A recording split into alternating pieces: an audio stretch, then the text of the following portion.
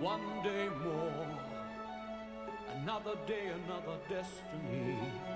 This never-ending road to Calvary. These men who seem to know my crime will surely come a second time one day more. I did not live until today. How can I live when we are parted? One day more. Tomorrow you'll be worlds away. And yet with you my world has started.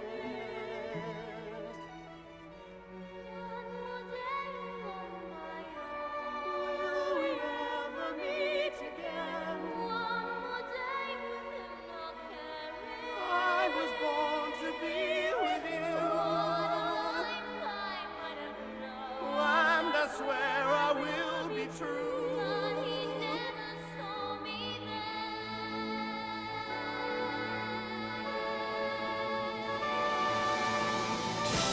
One more day before the storm. Do I follow where she goes? At the barricades of freedom. Shall I join my brothers there? The ranks begin to form. Do I stand? Do I dare?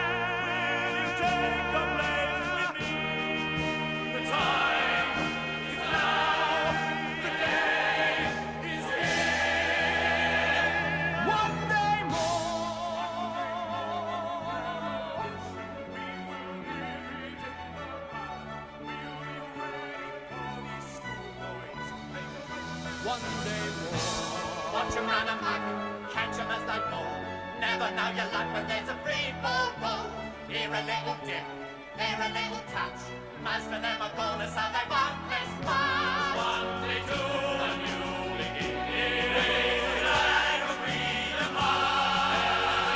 And we'll be a king. Every man will be a king. A new one for the winning. One, do you hear the people sing? My place is here. I fight with you. One day more. I did not live today. How can I live when we are parted? One day more. Watch 'em run amok, catch 'em as they fall. Never know your luck when there's a free fall roll.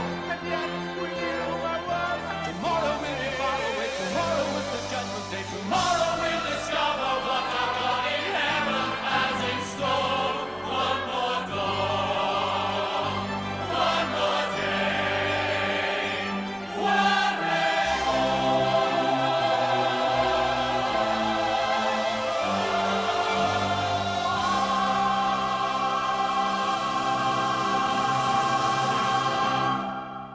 I'd like to welcome each of you here today as we come to say our goodbye to Paul. Did you hear that song that ran very shortly at the start of the service? That was Paul playing tricks on the funeral directors, having the last say. And today's one of those days where we need to honour the man and support family. And today's one of those days where we all know we're going to make this final journey for ourselves. And the one thought that confronts me, we only have one life to make the things that are really important count. And as you know, as I came to be aware, when I shared with Sally and Sean, Paul certainly fulfilled this, especially in the area of relationships. So I only got to know of his qualities when I shared with them, and although we had underlying sadness, it wasn't long before we had smiles and laughter. That's okay. Paul Lennard Rigby hasn't conquered nations, hasn't toppled governments, but he's certainly conquered each of your hearts. And as a mark of respect to him, I am going to ask that any mobile phones and pages be turned off for the duration of this service. After the service today, you're invited to gather with the family in the tea room, and then from there, the family are kicking on to the Breakfast Creek Hotel at substation number 41 Rumbar from about 2:30. And I'm thinking if you go along there and you're buying yourself a drink, you might want to buy family members a drink too. So Sean's going to go for the rum. Ben's going to go for anything heavy, and Sally said, I'm quite happy with a beer or a red wine. But I'm sure there'll be lots of stories there. So let's call that time down there Confessions about Paul. But as we share today, it's good to keep looking at that photo there. You see the man, personality, sense of humour, smile, all the things that make him so unique.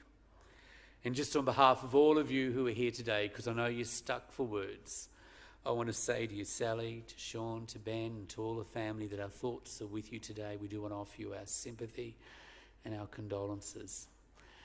Sometimes it can be a little bit hard for family to express appreciation. So after the service, they come at you with either a handshake or a hug. Just know words fail them. And that handshake or that hug is going to say thousands of words for them. So as we honour the man, I'm going to invite Ben to come to share his tribute to his dad, if you'd like to come.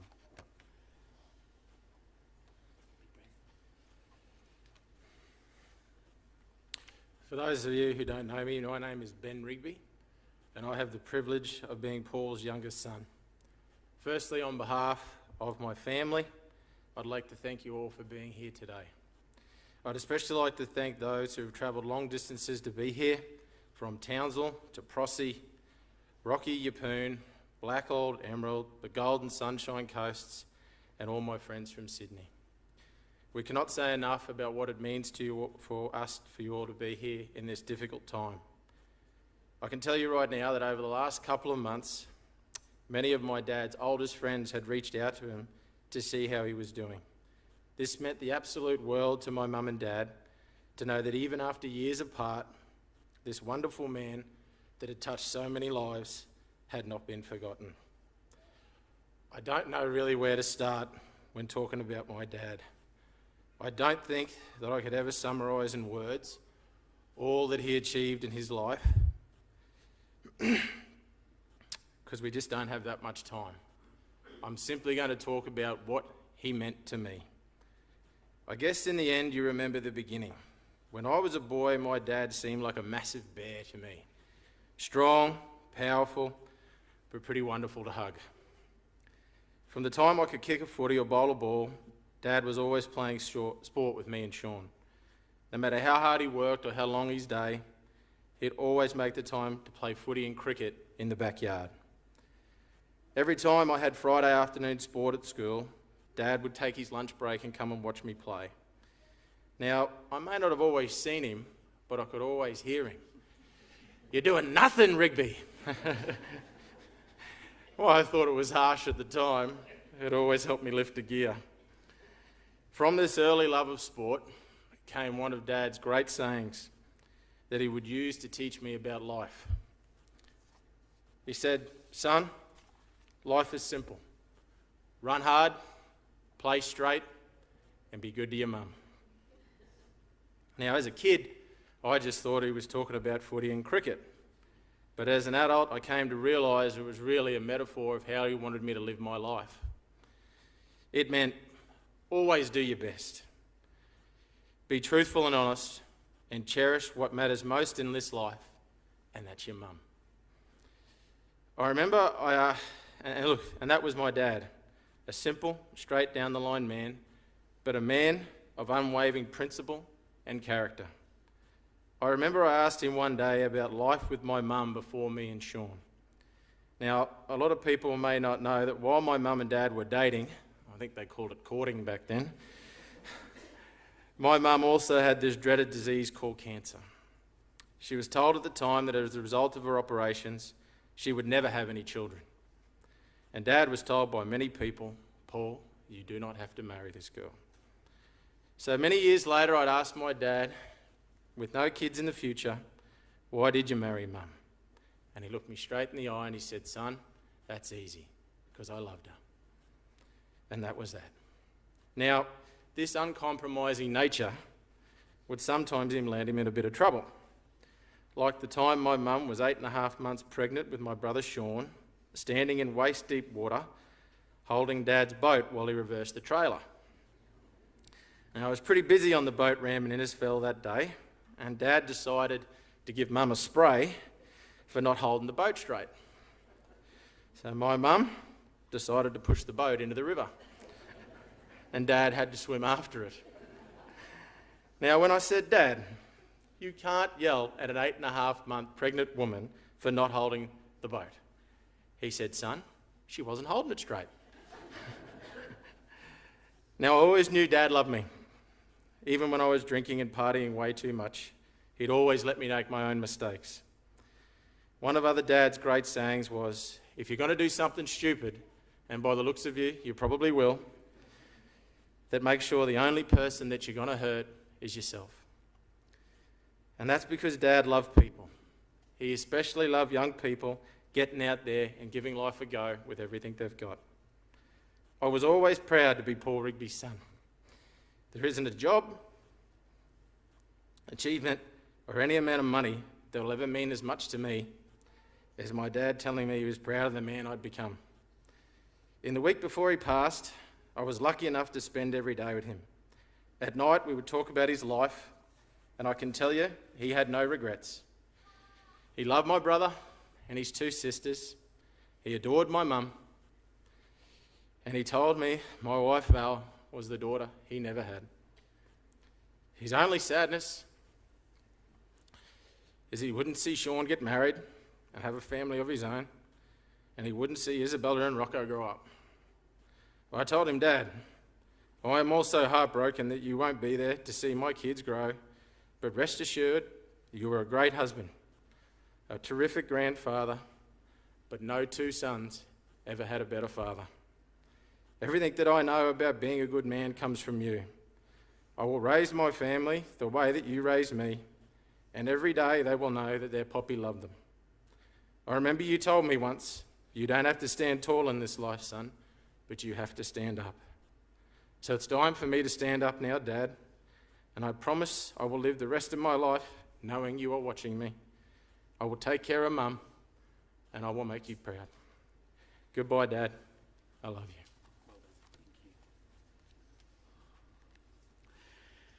And Ross, who is Sally's brother, is going to share the words of the poets.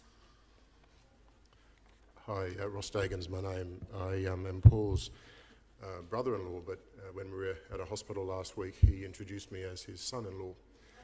And that too was a very proud moment for me. Don't grieve for me.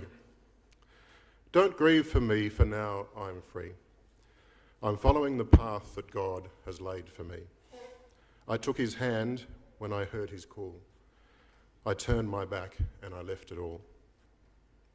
I could not stay another day, to laugh, to love, to work, to play. Tasks left undone must stay that way. I've found that peace at the end of the day.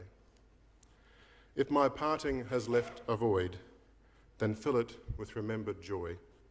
A friendship shared, a laugh, a kiss. Yes, these things too I will miss. Be not burdened with times of sorrow. I wish you the sunshine of tomorrow. My life's been full. I've savoured much. Good friends, good times, and a loved one's touch. Perhaps my time seemed all too brief. Don't lengthen it now with undue grief. Lift up your hearts and share with me. God wanted me now. He set me free. Thank you. And Ian Scottney's going to come to share his tribute as a friend.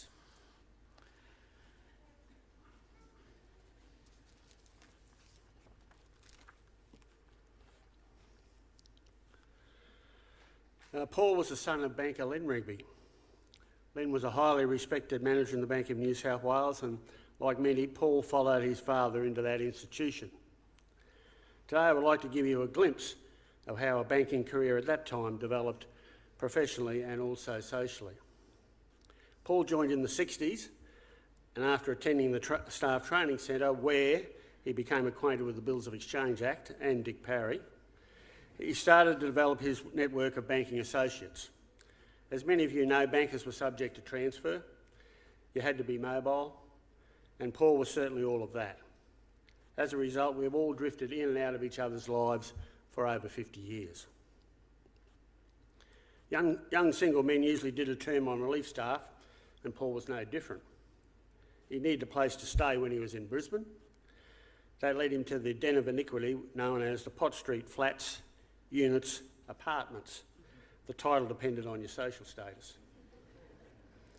He joined a group of tenants consisting of Luke Thomas, Alex Fairley, John Lunny. They were generally up to no good, and when they were bored with doing no good, they adjourned to the Aussie Nash, as the pub was known, for 1 or 100 beers. It seemed to me that Paul's career was generally coastal: Cairns, Innisfail, Townsville, Mackay, Rocky, Bundaberg, but he did spend some time at Blackall, and thereby hangs a tale. Paul's father, Len, was the manager there. Paul had already joined the bank and often returned to visit. His sister, Robin, was very friendly with a young lass called Sally Dagan, who worked at the hardware store. It was the Bunnings of Blackall. Robin introduced them, and as they say, the rest is history. Later, he did return to manage the branch, just as his father did. His banking career was a success, finishing as regional manager for North Queensland. He returned to live at Yeppoon, and I regret to say, defected to the Bank of Queensland to finish his working career. What would Father Len have said? I mentioned the name Dick Parry earlier. He started a rugby club at the bank, and that's where a lot of us met for the first time. Paul purported to be a back, and he certainly showed some of those skills. He could neither catch or pass. He could, however, when fired up, tackle hard, and so later in his rugby career, he joined the men and the forwards. He was a member of the team that won the sub-district A-grade competition in 1973. Some of his teammates are here today: Bear, Bud, Wilkes, Ivesy. I apologise if I've missed anyone out. This team was coached by Luke Thomas, who was so confident of victory that he decided to get married and go on an overseas honeymoon before the grand final. This, together with Sally arranging to give Paul a surprise 50th birthday party on the night of the Australian-France test at Ballymore, must rank as two of the most appalling decisions in the history of rugby. His boys played rugby, and son Sean is now one of Queensland's better rugby referees. His dad loved visiting and going to the club games to see Sean referee. Likewise, Ben and Val's children, Rocco and Isabella, were also a great source of pride for he and Sally. Paul loved his cricket. He joined the bank's cricket team, where he had a lifelong friend in Peter Kimber, who I think must have come from South Australia here to be here today. Paul could neither bat nor bowl, and he was an average fielder. He was, however, the most important member of the team, as he brought along his brother-in-law, Alan Murray. Alan was probably the best batsman the club ever had. He also loved his tennis, and the weekly afternoons at Sticklers in Rockhampton, where the bankers Shearer, Smythe, Min, Scott and others did battle. He had a big serve, big forehand, hard volley and a pathetic backhand. When in full flight, the volleys and the backhands could have ended up on any of Stickler's 14 courts.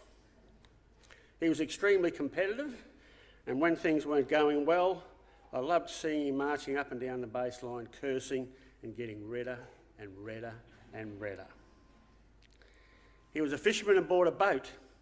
I never saw it, but I was told it was the size of a destroyer, and the government wanted to lease it to protect our borders. For a hard man, he had culture. He thought Shirley Bassey was brilliant. For the young ones who are here today, she was the Madonna and Taylor Swift of our time, and 4 times better looking. He and Sally enjoyed theatre all over the world.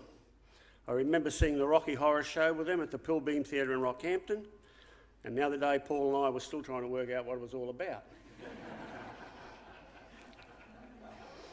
Like many of us, he owed his first house to the bank, 3.5 times his salary, gained him a house in Tarrant Street, Mount Gravatt. He joined many other bankers in that area. Some 50 years later, Sally and he had a lovely residence on the highest hill in Yeppoon, which could withstand a Category 5 cyclone. For those that have been there, the cyclone was the easy part. Getting up the hill and then up the tower to the entertaining area was the difficult part. I believe some people have spent 2 weeks on that hill just regaining their breath. I enjoyed spending time with Paul last Tuesday week, and we reminisced about the years. He reminded me of the Friday night fights, rite of passage for young single bankers. Finish work, meet your mates at the pub, have at least 6 beers, find a Chinese restaurant that you hadn't already been thrown out of, go to Festival Hall, avoid the fights outside so you can get to the fights inside. We saw Hector Thompson, Tony Mundine, and Paul saw the world champion Johnny Famechon. I couldn't remember that one, I must have still been at the Chinese restaurant. But they were great days. How will Paul be remembered? If we had to find a movie star to play him, who would we get? My wife Glenys suggested John Wayne. Not a bad choice. I thought Clint Eastwood. Big man, could be mistaken for a cowboy, talked out of the side of his mouth, mumbled, decisive, didn't suffer fools gladly, was only too happy to make their day. A soft side, but he loved and was very proud of his family. And as much as anything, always had a go. And that was very important. You could not ask for more. I'd like to thank Sally and Sean, Ben, Polly and Robin and their families for allowing me the opportunity to express condolences on behalf of the banking fraternity. You have our support. If we can ever help, give us a bell. And Paul's 2 sisters, Robin and Polly, are going to come to share their tribute, if you'd both like to come.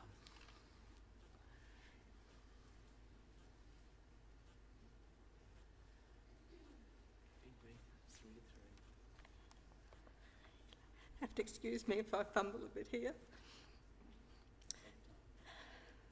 Mum and Dad were always on the move when we kids came along. Their family planning, according to Mum, was a drink of water instead of, was perfectly spaced 2 years apart. Peter, Paul, Polly and Robin. Mum would stop off in Proserpine, deliver a new baby, then catch a train, north, south or west, with her ever-increasing brood to join Dad. So as kids growing up, we lived all over Queensland and started a lot of new schools. Luckily, we had each other and would close ranks until we settled into our new home. Paul was the second son to a very proud Lennard gene. He came into the world a fiery redhead and at times a disposition to match. Like most second children, it was difficult to keep up with his elder sibling, but try he did. With his determined nature and his tongue getting bitten, he would soon be a match and a playmate for Peter. Plenty of backyard cricket and footy games, etc. were played, and of course plenty of tormenting and childhood rivalry. When teams are selected, poor old Paul always scored me, and I would much rather read a book. And Peter and Robin would join forces, and of course they would beat us at whatever game we were playing. Paul would fire up and complain bitterly to Dad, who was the umpire, that it wasn't fair, to which Dad would reply, "Well, son, you'll just have to try harder."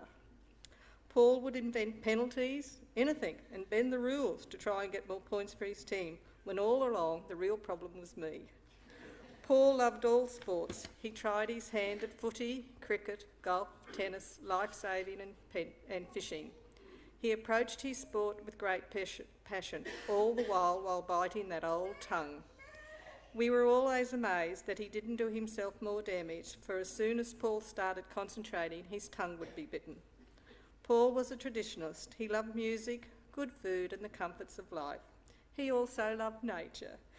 And even when we were growing up, he loved to watch the sun rise and set, the waves pounding on the shore or the mountains changing colour. He appreciated all natural beauty. Paul became the third generations of Rigbys to join the bank, as was known back then, the Bank of New South Wales. After a very shaky start to his banking career, he resigned and rejoined, all in a matter of weeks, thanks to Dad knowing who to contact in that dreaded head office. His banking career took off. He loved country life and its people, and it is in this area the bank saw his strength. He took better care of his appearance than Polly and I. His favourite old brush was never far away so that his hair could be brushed whenever he felt the need. He felt the death of our eldest brother very deeply. A very different world back in the 60s to how adults address children's grief now. We weren't allowed to visit Peter in hospital, and no way were we allowed to attend his funeral. Paul took a very stoic approach, copying Dad, when they came to tell us of Peter's passing. We were living in Ingham at the time, and the bank very quickly transferred us to Gladstone. Now Paul was the leader of the pack, and he took charge of Polly and I settling into life in a new town, new school, with heartbroken parents. He became, at this stage, a great go-kart maker, and would plonk me in the seat and off I go hurtling down the hill. Little did I know, Paul had turned his back and covered his ears, because he wasn't too sure if his carpentry skills would come unstuck before I reached the safety of flat ground. Such was the faith I had in my big brother. His time spent at Gladstone High and the friends he made there helped shape the boy into the man he is today. Sal, you'll always be our sister. Sean and Ben, as your dad would say, you're magnificent young men. Val, you gave Paul such pride to become his daughter and walk you down the aisle. Aida, we thank you for putting the smile back on Sean's face. Isabella and Rocco, Poppy is now the brightest star shining up in the heavens, and if you learn to wink, he'll wink back at you. That small band of 4 kids that played, laughed and fought together has now dwindled to 2. You've left us with everlasting memories of our family. You are now at peace. You got to say all your goodbyes, and as much as it pains us, it is time now for Polly and I to say goodbye to you, our big brother. Excellent. And Sean, it's your turn.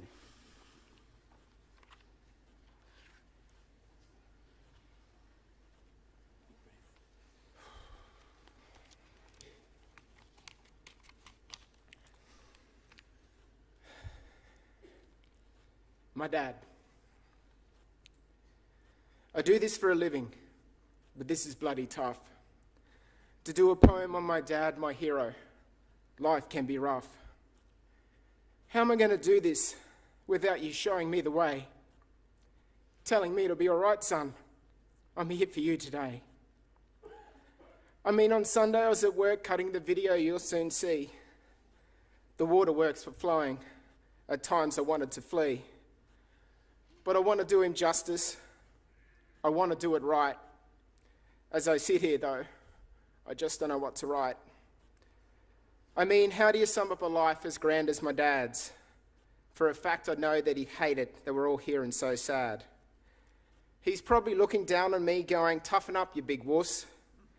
So, Dad, for the last time, just for you, I'll man up and won't be a puss. Born in Proserpine just after the war, Dad was always destined for more. Armed with flaming red hair and freckles to match, on the surface you wouldn't call my old man a catch. He tried to be all things to his family after Peter died early in life. Now they're back together and I'm sure causing plenty of strife. Of course, with all that red hair, Dad had a temper and would soon learn to throw a punch. He was also pretty quick, especially when it was lunch. He soon put that aggression and pace to good use. My old man was a handy centre. He was pretty footloose. Mainly a leaguey, but he played a fair bit of union as well. But he didn't know he had to release the ball in the ruck and got stomped to hell. In his younger years, he was a bit of a wild man, a lad on the town. He even got so drunk one night, he cleaned up his spew with Mum's bridal gown. As he got older, those 5 a.m. all-nighters soon became 5 p.m. off to bed. We all knew when he was getting tired because, well, he said. He followed his own dad, Lennard, into the bank, and in those days, customer service came first and not being a wank. It is this client's socialising where he learned to drink, occasionally too much, and once again got into a few stinks. So much so that Dad was considered a bit of a troublemaker in Mackay. The bank even transferred him to Isaford, and this is where life started to fly. You see, Isaford was near Blackall, the town a girl called Sal's called home. His parents and sisters were also there, so with his washing in hand, Blackall hit off and roam. Now, some of you know my dad's gorgeous sisters, Robin and Polly. Glorious-looking women to this day. My dad a ginger nut and full of folly. My mum was mates with my dad's sisters and off to a party one night. Sales was quietly excited to meet Paulie, thinking he might be a looker, but gee, didn't she get a fright. In came Dad with that red hair all over the place, complete with a beer glass strapped around his neck. He was drunk and a bit of a disgrace. Either he was full of alcoholic confidence or Mum was just too damn polite, but he saw my beautiful mother, asked her out, and she said sorry, but not tonight. He persisted though. My mum soon succumbed, as Blackall was too hard to hide. Some 40 plus years, and only bloody cancer later, now they've left each other's side. While they were dating, my mum got cancer and was told no kids would be born. My dad wanted a family oh so badly. They were both so sad and forlorn. Every man and his dog told Paulie he didn't have to marry my mum and just walk away. But even in his dying days, his answer was simple. I love her. That's all I have to say. Anyway, as you know, my old man is pretty stubborn, and my bro and I are living proof of that. Sometimes I think he just had us to torment. He was a bit of a rat. First there was the itchy finger man, whose finger would go in your ear. Hey kids, it's 5 a.m, time for a run through the cemetery, don't fear. Dad always controlled the remote, and every time we had to watch a black and white show, he'd pick it, we'd hate it, and 20 minutes later off to bed he'd go. When he finally discovered colour, the only thing he liked to watch was The Hunt for Red October. Benny and I knew every scene in that movie, so much so it was hard to watch sober. Dad was a tad messy at times and drove Mum up the wall. He loved his baby powder. He put it everywhere, from the kitchen to the hall. With his mouth open, Dad would also drive us to distraction as he chewed. Food would fall out everywhere and I could see the ants going woohoo. But they were small faults from a man whose love for his family knew no end. As a husband, a brother, and a dad, he was 10 out of 10. When I was very little, I was very ill. They worried I would not make it. So every night for almost a year, my dad's chest was my blanket. I wish I could lie on it now and hear his heart beating. But life can be unfair sometimes. But Dad, I look forward to our next meeting. My dad worked bloody hard making lots of other people money. And when we said, how about a loan, he said, I only work at the bank, I don't own it, just to be funny. But as kids, Benny and I wanted for naught and Dad was always there. He'd get home exhausted, still pad up for backyard cricket. He really did care. My dad would do anything for us. To him, family always came first. He'd drive 8 hours just to watch us play rugby and sit on the sideline and curse. In fact, I'll always remember when I was playing well, this big proud voice from the stands. Come on, Rigby, you're doing nothing. God, I love that man. Our love for footy never wavered. He even supported me becoming a ref. We loved watching the Wallabies play the All Blacks, screaming McCaw's offside until we were both deaf. Last Saturday, I was torn about refereeing a game. I knew Dad would want me to do it, but it just wasn't the same. The footy was fine, you zone in and the adrenaline kicks in. It was after when I didn't get to talk to him or see that cheeky grin. As most of you know, my dad doesn't tolerate fools. He wasn't backwards in coming forward when he thought someone was a tool. So just by being here, you all passed the test. The seal of Paul Rigby makes you all best of the best. He was the perfect bro to my beautiful aunties that he loved dearly. I'm sure he and Uncle Alan are now on a golf course bantering clearly. You better practice, Dad, because you never did beat me here on earth. But hopefully in 50 or 60 years' time, we can have a rematch on heaven's turf. He loved his routine and he loved the gym. He loved that bloody green brush, so much so we're going to bury it with him. He loved to fish and he loved his boat. He loved the stock market. It's gone to shit today, he'd often note. He loved that house in Yeppoon, our family home. Moved to Brisbane, Dad. Why? He'd moan. I'm so glad my Uncle Ross got him back to see it once more. And mate, let me tell you, he loved you for sure. He loved his music and he loved to sing. He loved our partners. Just last week he said, hurry up and get Aida a ring. And my darling sister-in-law, Val, he loved you like a daughter. He was so proud to walk you down the aisle, even though you were marrying Benny like a lamb to the slaughter. Only joking, my wonderful brother. Dad was so proud of what you'd become. You're a fantastic father just like him, and he loved you a ton. Of course he loved his grandkids, Isabella and the Rock. He loved his extended family and his friends, and he loved his holy socks. He may have been a ginger, but on the inside he was pure gold. Not a perfect man, but a perfect dad. He broke the mould. My dad fought this cancer shit for 5 years, and boy did he put up a fight. 50-odd chemos, 10 bouts of radiation, not once did he take flight. I was lying in bed with him late last week, and he told me the end was coming fast. He knew, and he wanted to go home to see his house before he passed. So with one more stubborn effort, he got to Yeppoon, and this is where he died. Cancer may have got his body, but his memory forever ride. I just want to say something about my mum before I end this ode. What a lady, what guts.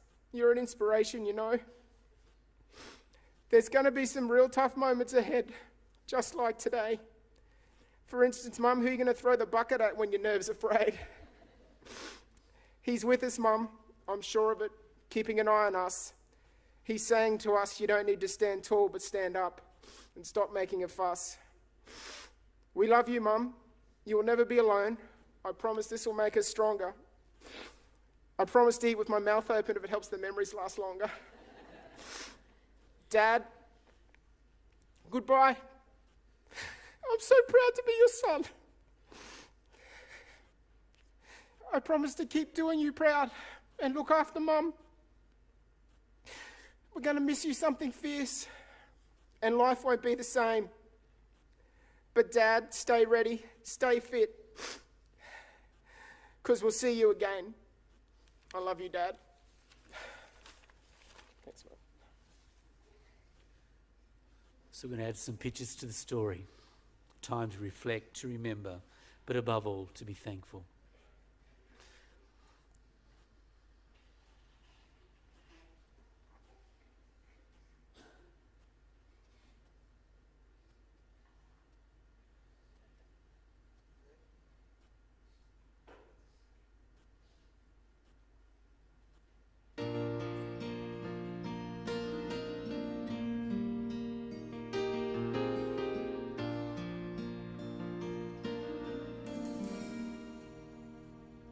When you're weary,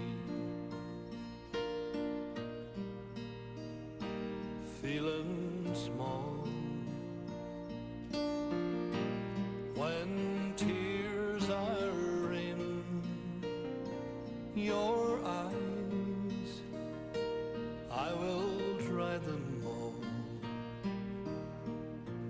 I'm on your side. When times get rough and friends just can't be found, like a bridge over troubled water, I will lay me down like a bridge over troubled water. I will lay me down.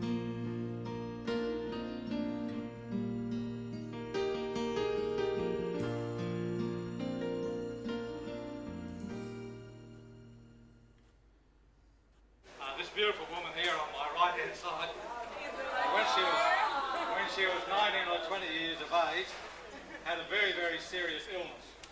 So much so that she had several major operations, given the chance of 1 in 3 to live. And this was over 30 years, 30 or 35 years ago. And we were told that we had at least not even 1 chance in a million of having any children. And yet here she has produced 2 wonderful sons,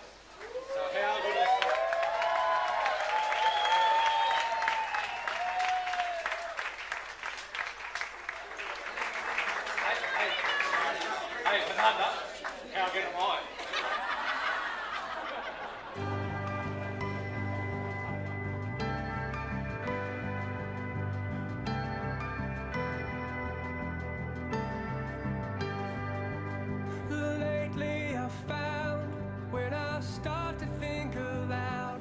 There's a longing in the sound. There is more I could be. In darkness I live for a place I've never seen. It's been calling out to me. That is where I should be. We never carry days on our own, but now it's up to us to know the weight of being so much more. We will find ourselves on the road.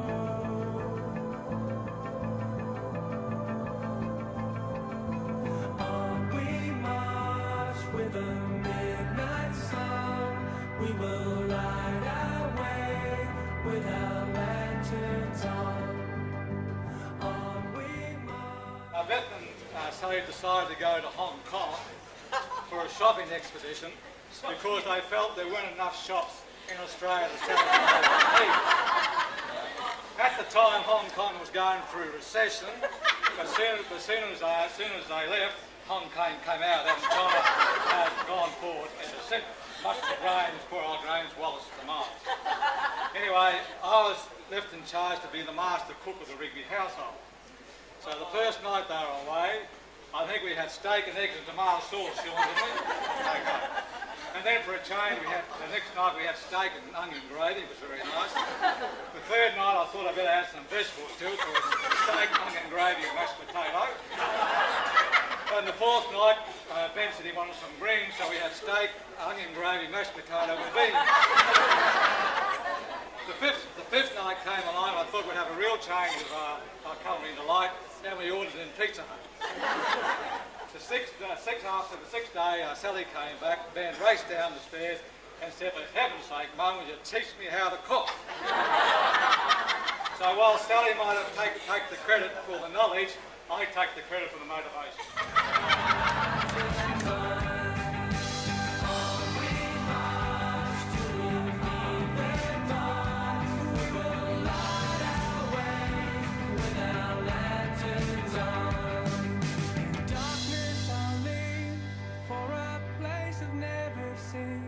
It's been calling out to me. That is where I should be.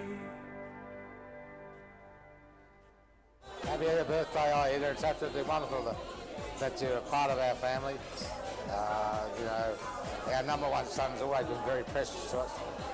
And to see him so happy with a beautiful girl like you now, it's just absolutely wonderful. So thank you very much and have a great day today.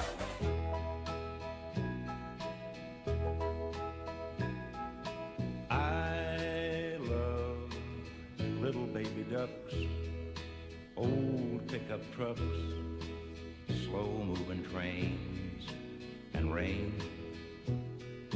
I love little country streams, sleep without dreams, Sunday school in May, and the hay.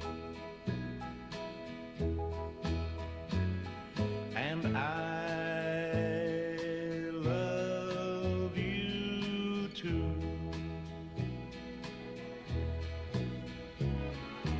I love leaves in the wind, pictures of my friends, birds of the world, and squirrels. I love coffee in a cup, little fuzzy pups, bourbon in a glass, and grass. And I love you too. I used to say to Sean and Ben, when they were young people, that you don't have to stand tall in this world, but you do have to stand up. And my son, you are standing tall and you are standing up. And that is just...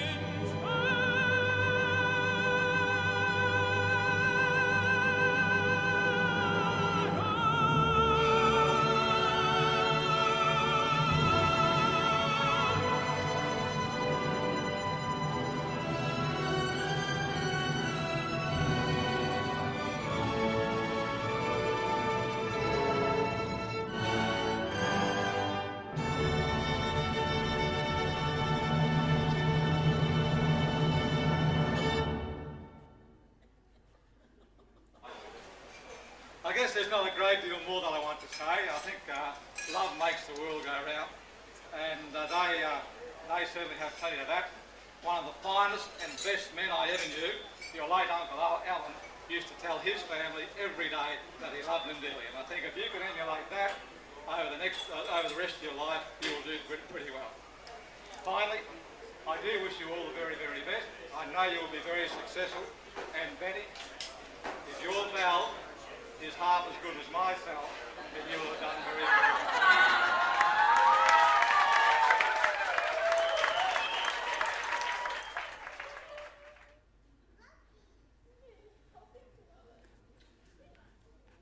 Great photos, hey. Times, places, people. Bit of fashion there, Sal, as well. We come to that time we're preparing for Paul's final journey, and as we do so, if you're able to, I'm going to ask that you stand with me as we honour this very special man and we pay to Paul our last respects. Won't you stand with me? Paul, I know that everyone here would count it an absolute privilege to come to this place to honour your life, to honour your journey.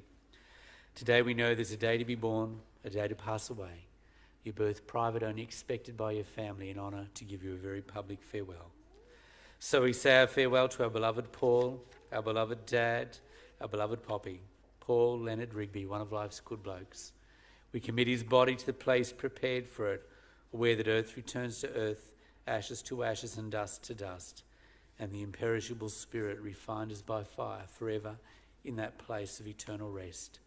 We play this song in farewell as the funeral directors come, and as you go with that hope, you can meet again in eternity.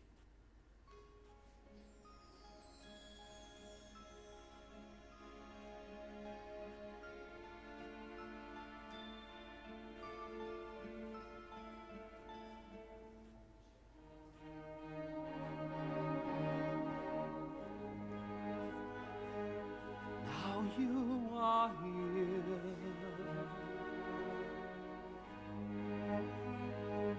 again beside me. Now I can die in peace, for now my life is blessed. You will live, Papa, you're going to live. It's too soon to ever say goodbye. Yes, Cosette, forbid me now to die. I'll obey, I will try. On this page, I write my last confession. We did well when I at last am sleeping. It's a story of those who always loved you. Your mother gave her life for you, then gave you to my keeping. Come with me where chains will never bind you. All your grief at last behind you. Lord in heaven, look down on him in mercy. Forgive me all my trespasses and take me to your glory. Take my hand and lead me to salvation. Take my love, for love is everlasting. And remember the truth that once was spoken. To love another person is to see the face of God.